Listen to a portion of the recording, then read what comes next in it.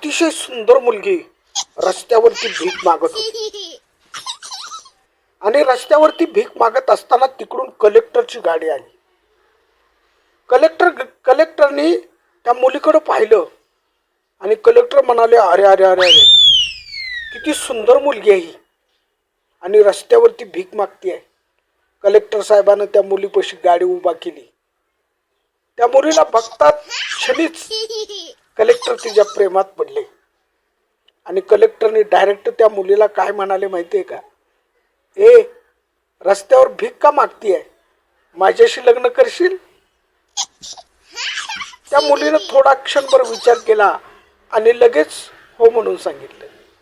आता कलेक्टर नवरा होणार म्हटल्यानंतर काय, अहो बघता बघता त्यांचं लग्नही झालं आणि लग्न झाल्यानंतर त्यांना एका पार्टीमध्ये जेवायला बोलवलं. मग हे कलेक्टर आणि ह्या कलेक्टर बाई पार्टीमध्ये जेवायला गेले. एकीकडे गड्यांची पंगत बसली होती, तिकडे कलेक्टर साहेब जेवायला बसले. एकीकडे महिलांची पार्टी होती, तिथं कलेक्टर बाई जेवायला जाऊन बसल्या. आता कलेक्टरची बायको कलेक्टर बाईच आहे की नाही, असा डायनिंग टेबल टाकलेला, खुर्च्या टाकलेल्या, सगळ्या महिला नटून थटून आलेल्या आणि त्या महिलेमध्ये ह्या कलेक्टर बाई तिथं जाऊन बसल्या, कलेक्टरची ही मंडळी.